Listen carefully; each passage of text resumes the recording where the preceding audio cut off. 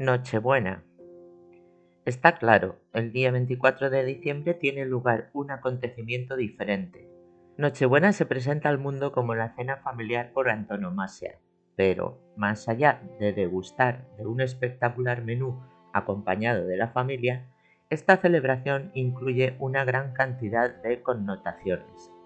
En primer lugar, esta festividad se fundamenta actualmente en la fe cristiana.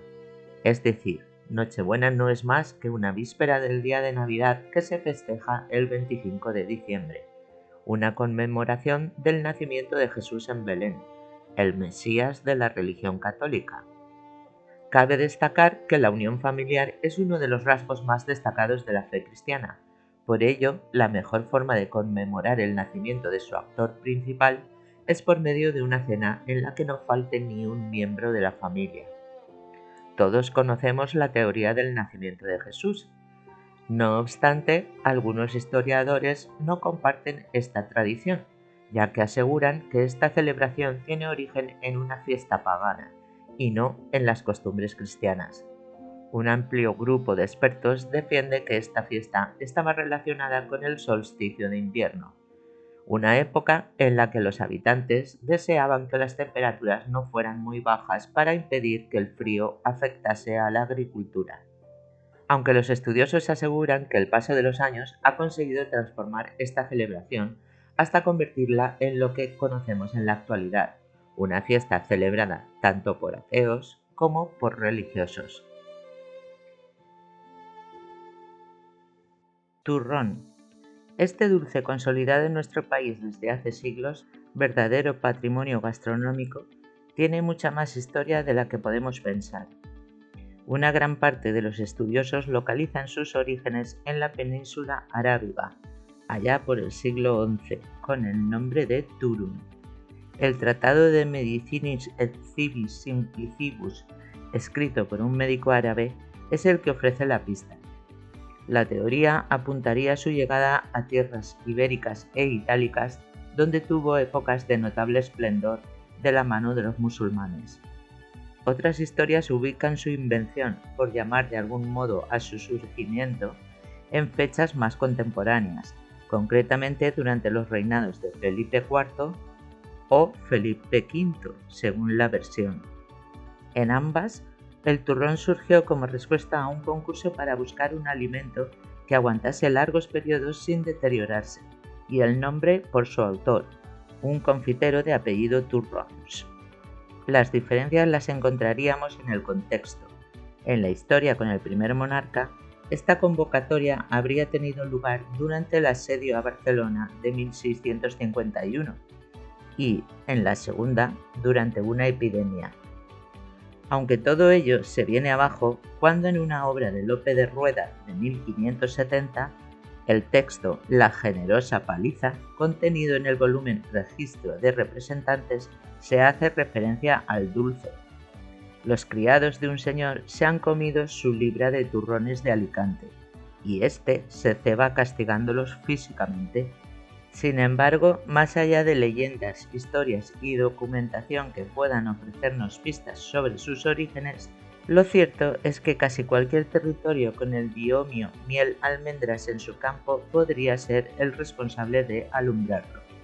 Esencialmente las costas mediterráneas y al-Ándalus, donde otros dulces utilizaban los mismos ingredientes. A día de hoy, lo único cierto es que solamente Francia, Italia, algunos países hispanos por influencia española y la propia España elaboran turrón, siendo nuestro país el líder indiscutible tanto en producción como en consumo.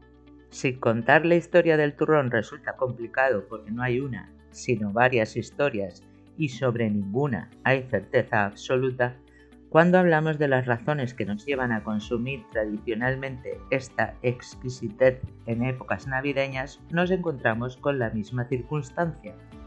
Varias narraciones nos dejan ver que viene de antiguo, arrojan alguna pista que nos puede hacer creer el porqué de la concentración de su disfrute en Navidad, pero naturalmente no nos aseguran nada. Lo más lógico es pensar que dado el elevado coste de los ingredientes empleados en su elaboración, la miel y las almendras, el turrón fuese un alimento reservado a ocasiones especiales.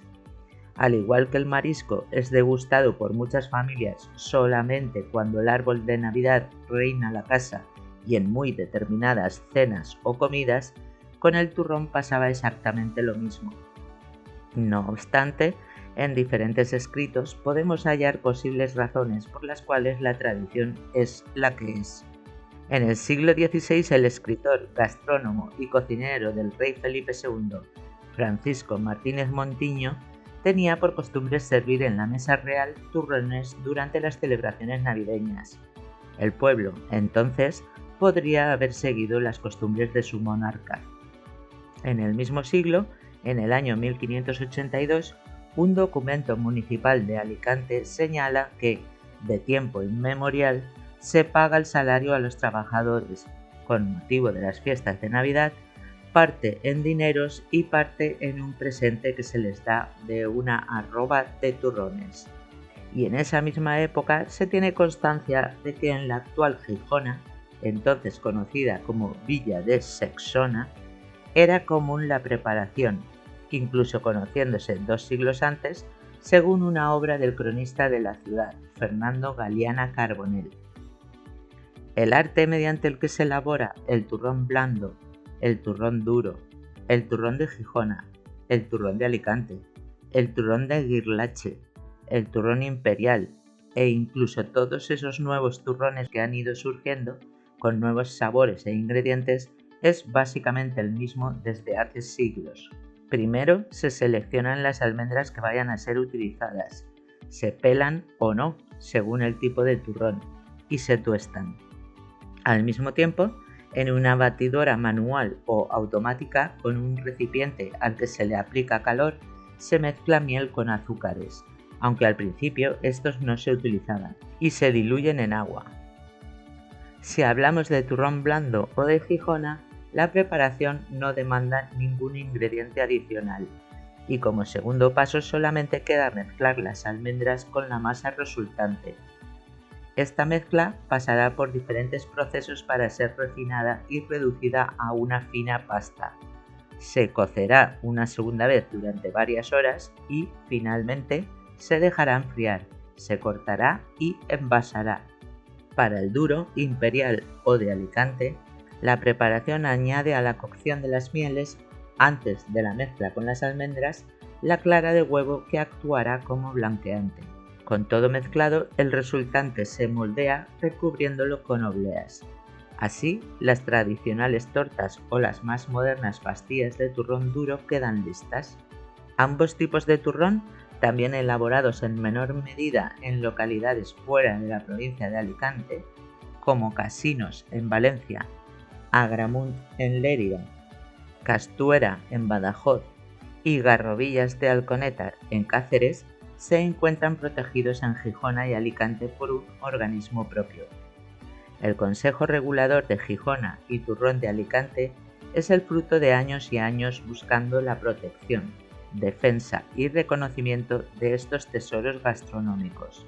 El primer antecedente se remonta a los inicios del siglo XX, con la iniciación de los primeros trámites por parte de los artesanos gijonenses.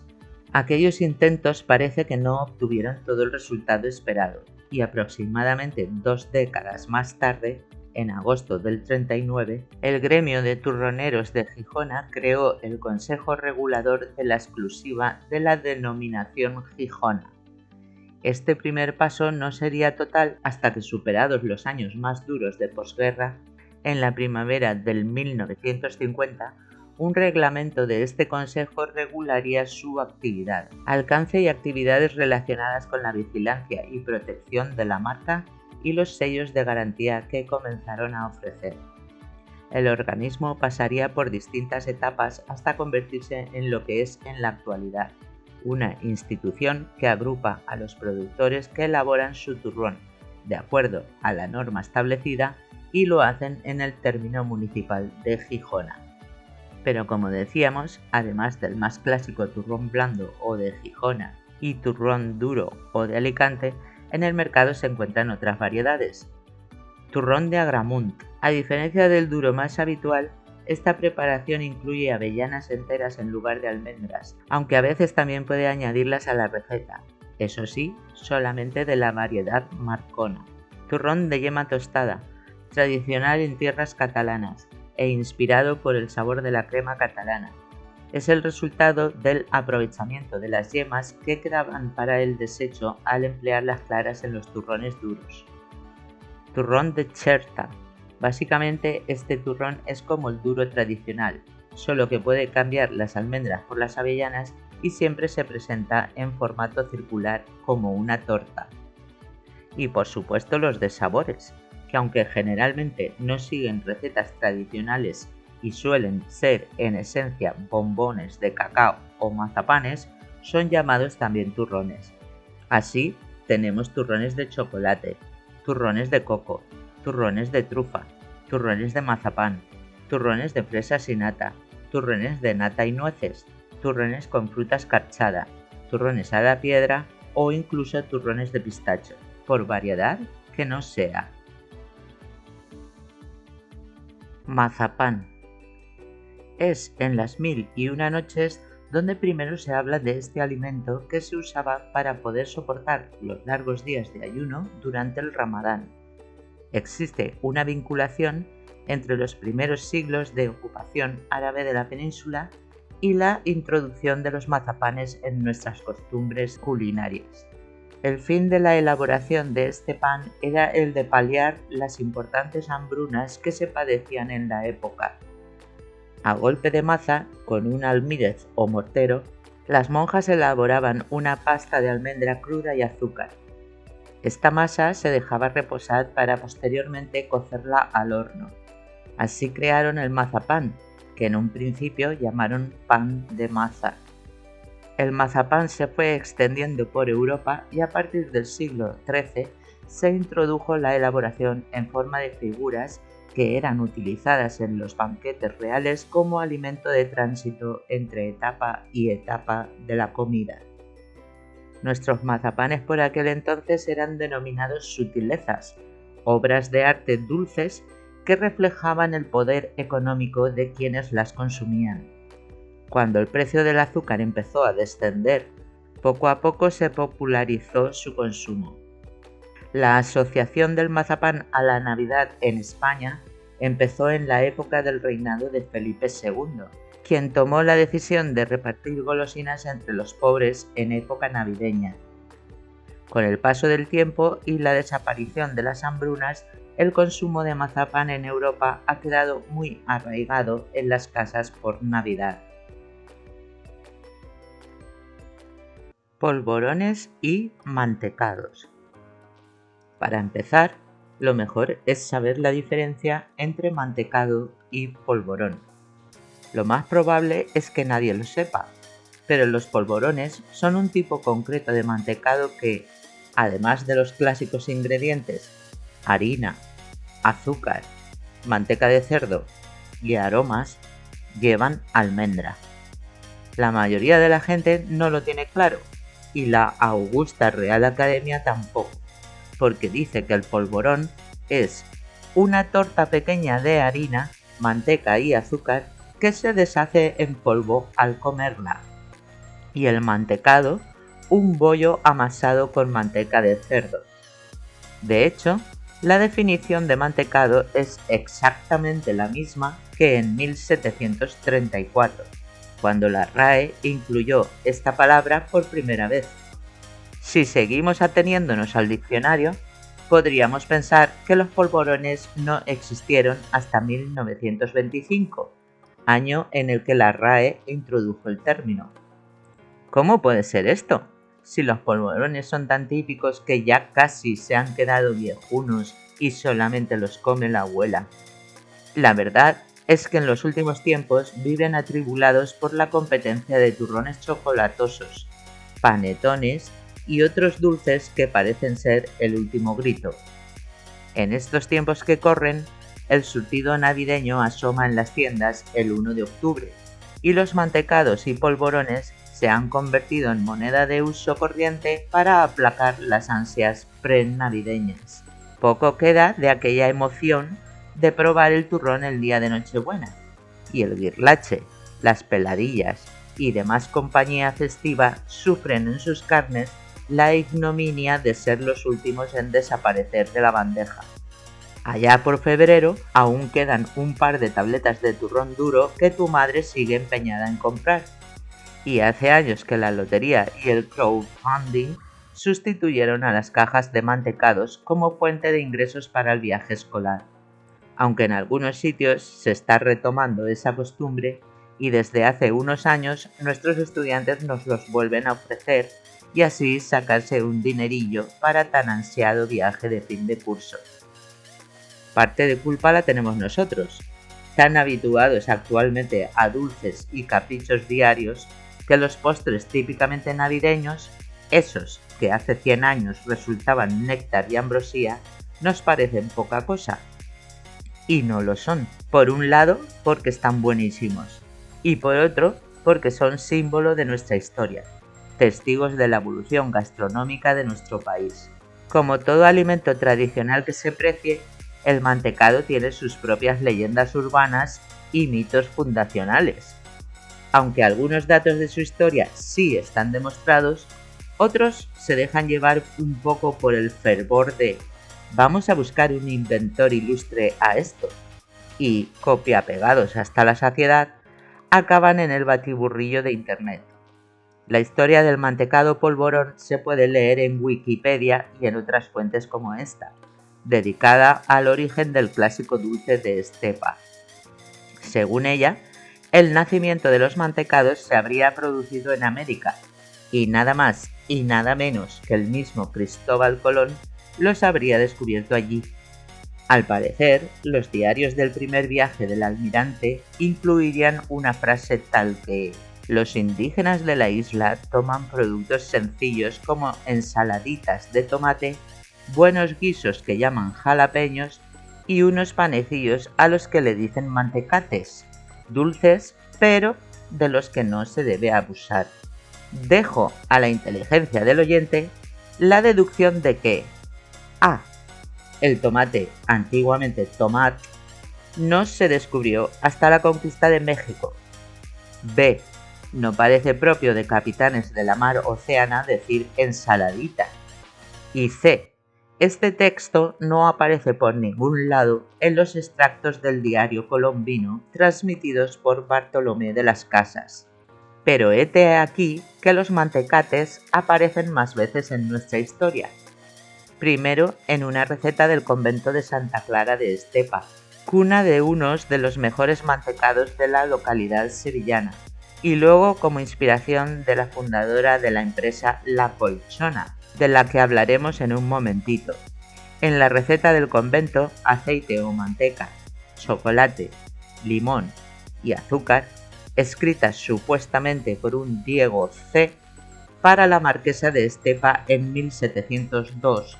Algunos han querido ver la mano de Diego Colón, un descendiente del marino genovés. Aunque todo está traído muchísimo por los pelos. Lo curioso es que sí que existe una receta llamada de un modo parecido y que guarda bastante similitud con nuestros mantecados actuales, los mantegate de Cristóforo de Messisburgo. Este señor de nombre tan raro fue un cocinero italiano al servicio de los duques de Ferrara en el siglo XVI y dejó escrito un recetario entre cuyas páginas asoman los famosos mantegate. En el capítulo de postres de su libro Banchetti, Composizioni di Vivandi et Apparecchio Generale 1549, aparecen las instrucciones para hacer unos dulces a base de piñones, harina, huevo, azúcar, especies y manteca, cocidos en el horno y espolvoreados de azúcar.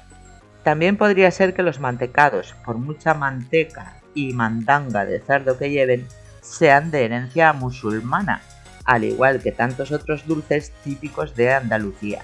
En un manuscrito anónimo del siglo XIII recogido en la cocina hispano-magrebí durante la época almohade, viene por ejemplo en la receta para hacer adidat, unas pastas de harina de trigo tostado, miel reducida, y aceite que se amasaban y formaban con las manos. Con pimienta o especias dulces se parecen sospechosamente a los actuales mantecados de aceite de oliva. ¿Antequera o Estepa? Ambas localidades, a tan solo 50 kilómetros, mantienen una rivalidad soterrada basada en la paternidad de los mantecados. Unos en Sevilla y otros en Málaga proclaman ser los verdaderos inventores de tan navideño dulce. Pero, ¿quién tiene razón? Se cuenta, que en la zona que comprende ambas localidades abundaban antiguamente las encinas y el trigo, de modo que tuvieron que dar salida a los excedentes de manteca y harina en forma de pastas. Al contrario de los mazapanes o turrones, que cuentan con recetas desde el siglo XVI, los mantecados y polvorones son mucho más modernos y aparecen en muy pocos documentos anteriores al siglo XIX. Se pongan como se pongan tanto en Antequera como en Estepa, la receta más antigua de un postre similar es de Morón de la Frontera y escrita por una sevillana, Rosa María Calviño de Teruel, una mujer de clase media de la provincia de Sevilla que en torno a 1740 escribió sus recetas caseras en un manuscrito titulado Libro de apuntaciones de guisos y dulces. Al comienzo de su cuaderno apuntó las instrucciones de cómo se hacen las tortas de morón y modo de hacer las tortas de polvorón. La torta de morón lleva flor de harina, manteca de cerdo y azúcar, todo amasado junto, espolvoreado de ajonjolí y cocido en horno flojo. Las tortas de polvorón eran más finas y además de lo anterior tenían canela y clavo, y después que vienen del horno cocidas se van metiendo calentitas en un polvorón que es azúcar y canela bien molida una y otra. En 1844 los polvorones de morón eran famosos en toda Andalucía y se comían ya por Navidad junto a otros postres como el alajú, el alfajor, los hojaldres de Osuna o las tortas de Motril. La llegada del ferrocarril y la mejora de las comunicaciones dio pie a que en toda España se consumieran productos regionales como los turrones de Gijona, las peladillas de Alcoy o los mazapanes de Toledo. Y en esa pionera comercialización del mantecado sí que tuvo mucho que ver una mujer de Estepa. El fulgurante éxito de los mantecados y polvorones vino de la mano de una estepeña, Micaela Ruiz Tellez, alias La Colchona. Esta señora de Estepa, Sevilla, fue la primera persona que elaboró y vendió los mantecados a gran escala, vendiéndolos en diversos pueblos de la ruta que hacía su marido, cosario o transportista de cosas. Tal y como cuenta la web de la empresa La Colchona, que sigue abierta aún hoy en día, Micaela utilizaba las sobras de manteca de la matanza invernal del cerdo para hacer mantecates. Lo malo es que no se ponían duros muy pronto y no aguantaban los viajes de su marido hasta Córdoba, de modo que intentó buscar soluciones. Así probando, La Colchona se dio cuenta de que, tostando previamente la harina, la masa perdía humedad y quedaba más firme una vez horneada, manteniendo su suavidad interna. Dicho y hecho, sus revolucionarios mantecados funcionaron tan bien que en torno a 1870 doña Micaela abrió una fábrica de mantecados en su pueblo, dando pie a una demanda que facilitó la apertura de otros obradores. Gracias a la visión empresarial de esta gran dama de la repostería, existe una industria que sigue vigente en la actualidad, y los polvorones y mantecados de Estepa cuentan hasta con una indicación geográfica protegida. La Colchona sigue haciendo sus dulces de manera artesanal, y la dedicación de este municipio sevillano al polvorón es tal que no solo tienen una plaza Micaela Ruiz, sino que si vamos hasta allí podríamos andar por las avenidas de la Canela o del Mantecado. o patearnos las calles ajonjolí, alfajor, azúcar y almendra. Los mantecados y polvorones se hicieron rápidamente un hueco en el mercado español a principios del siglo XX, propiciando la creación de empresas en toda nuestra geografía. Además de los de estepa, son famosos los elaborados en Antequera, en Málaga, Sanlúcar de Barrameda o Mediasidonia, en Cádiz, Láujar y Fondón, en Almería, Tordesillas, en Valladolid y Pitillas, en Navarra. Peladillas. La peladilla es una almendra recubierta de azúcar elaborada mediante el proceso de confitado. Se trata de una técnica culinaria que consiste en cocer un alimento en materia grasa o azúcar durante un tiempo prolongado y a fuego muy lento. En este caso, las almendras se confitan con azúcar para elaborar las conocidas peladillas. El consumo de las peladillas se remonta a la época antigua. Ya los griegos, hacia el 400 a.C., cuando se producía un nacimiento, regalaban a los progenitores una bolsa con almendras recubiertas de miel y harina. Este pequeño gesto poseía un gran significado, pues existía la creencia de que si estos recién nacidos eran obsequiados con peladillas, gozarían de buena salud y riqueza a lo largo de su vida.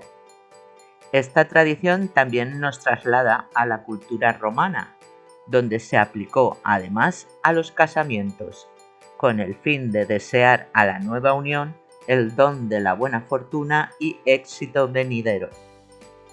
Concretamente en España, fue durante el medievo cuando se popularizó el consumo de este manjar entre las clases nobles, debido, entre otras cosas, a su elevado coste y a la exquisitez de dicho producto. Durante esta época no solo se aplicaba la denominación de peladilla a la almendra, sino que también se utilizaba para referirse a las frutas y al anís recubierto con miel. Un reciente artículo del Comidista, el suplemento gastronómico del diario El País, señala directamente a Alcoy y al empresario y artesano Emilio Reig Pastor como origen en España de este dulce, hoy en día más presente que nunca en las mesas navideñas y en todas las grandes superficies o turronerías artesanas de Gijona esparcidas por todo el país.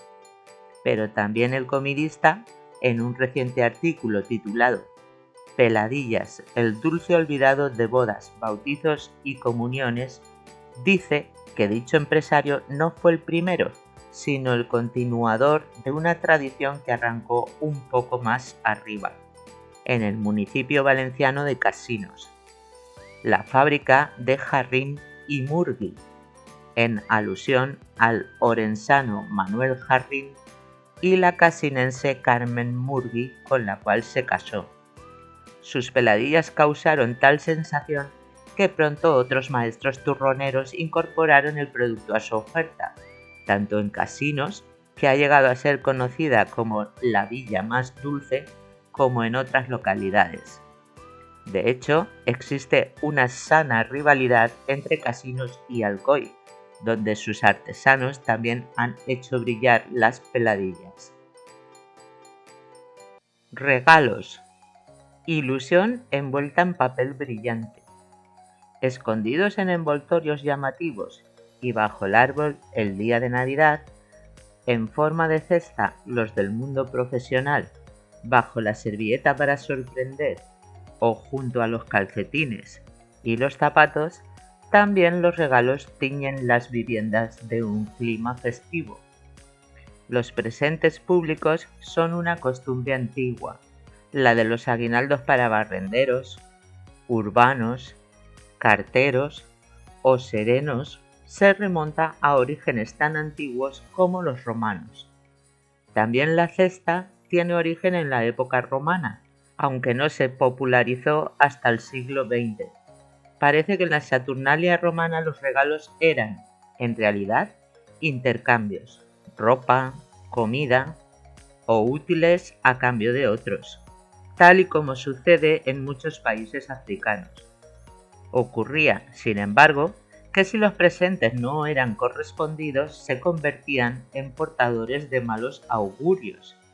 De ahí el disgusto de algunos cristianos por unas fiestas que han devenido tan estrepitosamente decoradas con algunas costumbres de origen legendario, pero, al fin, tampoco caritativas.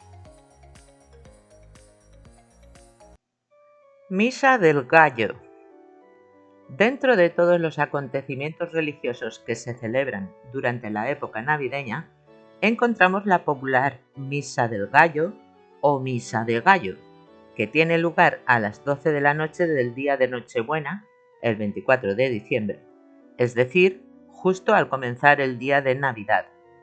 La mayoría de los historiadores y voces más autorizadas en el tema litúrgico señalan como origen a esta tradicional conmemoración religiosa del nacimiento de Jesús al Papa Sixto III, quien en el siglo V instauró la costumbre de celebrar una misa de vigilia nocturna en la medianoche del día de celebración del nacimiento del Mesías, tras la entrada al nuevo día, Navidad, en el Ad Galli Cantus, al canto del gallo.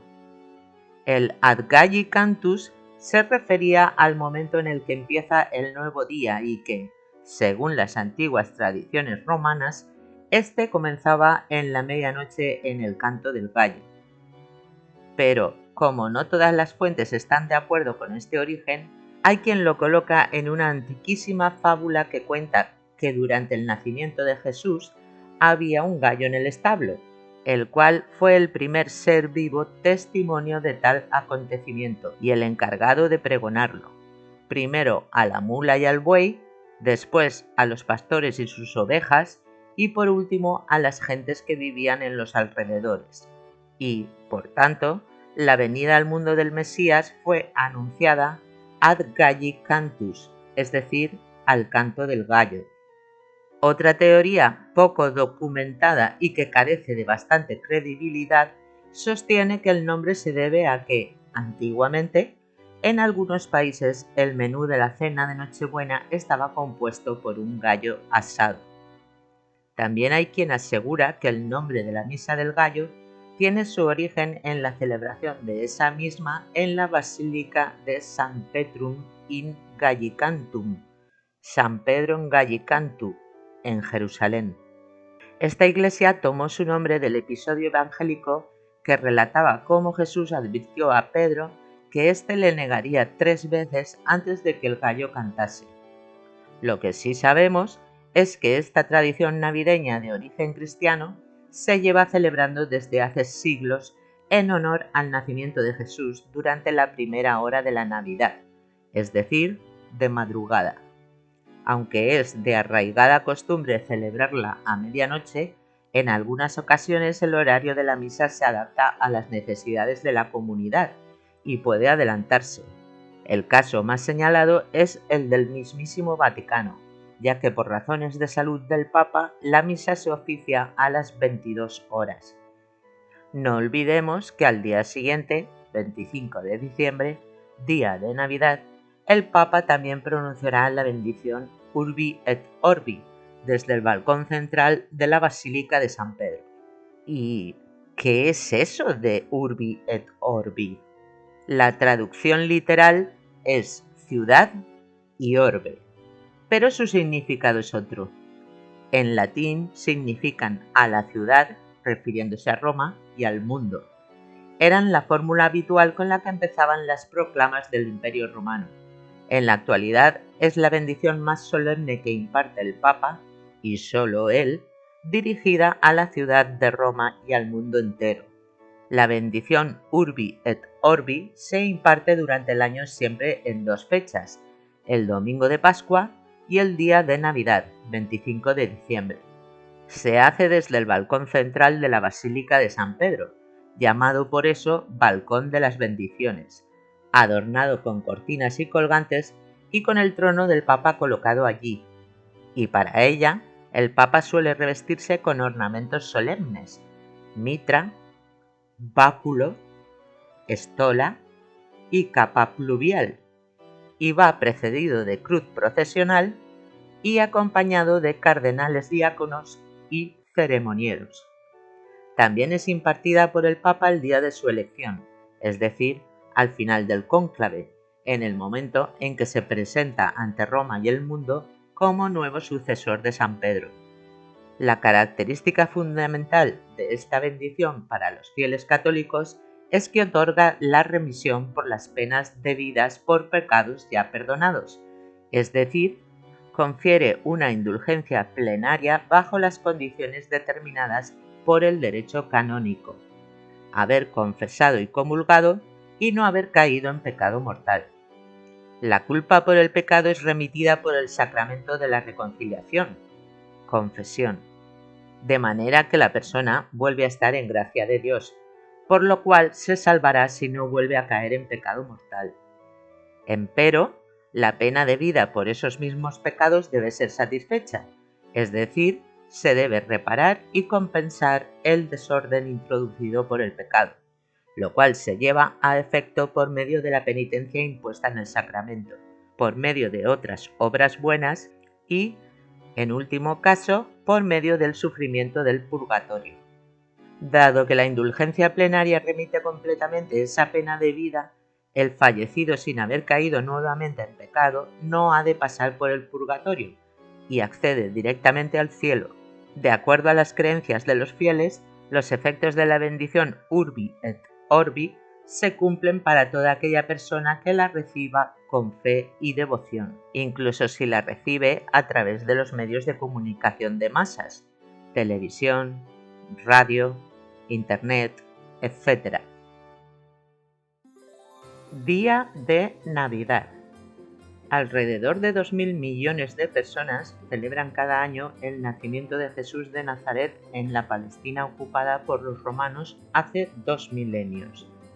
Según los evangelios de Mateo y Lucas, escritos entre 70 y 90 años después de los hechos, nació de madre virgen, se salvó de ser asesinado y fue adorado por peregrinos de lejanas tierras guiados por una estrella. Estos hechos se reflejan en nuestro calendario, que celebra el nacimiento del bebé el 25 de diciembre.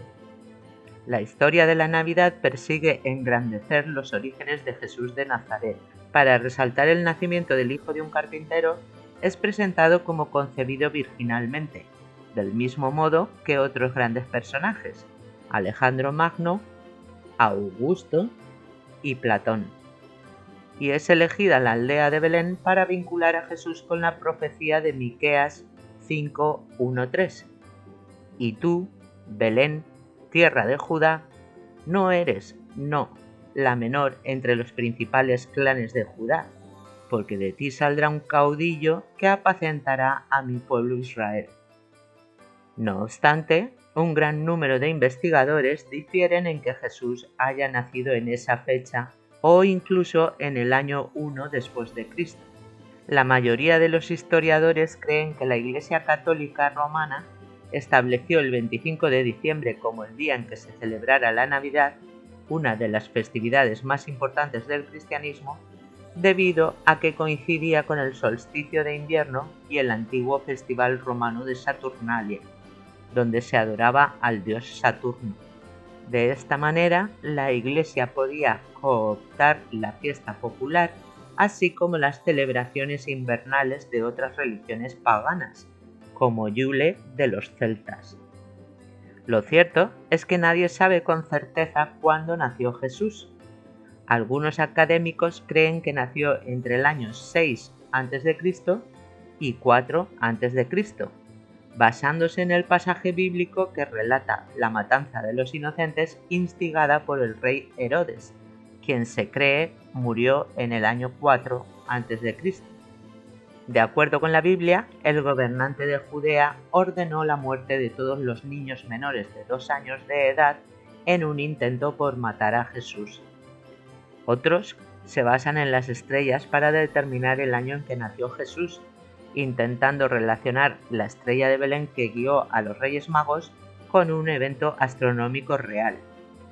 En 1991, el astrónomo Colin Humphreys propuso que la famosa estrella en realidad era un cometa de lento movimiento documentado por astrónomos chinos en el año 5 a.C.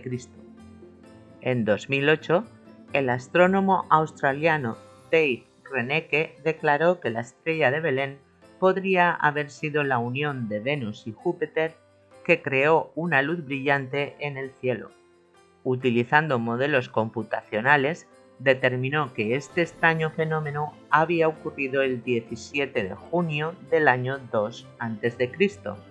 Si bien la fecha exacta del nacimiento de Jesucristo es incierta, su llegada al mundo seguirá celebrándose el 25 de diciembre. Y con la celebración de la Navidad el 25 de diciembre, decidida en el año 350 por el Papa Julio I, la Iglesia Católica se apropia de las festividades paganas del nacimiento del Sol, el alargamiento del día frente a la noche invernal, la victoria de la luz de Jesús sobre las tinieblas.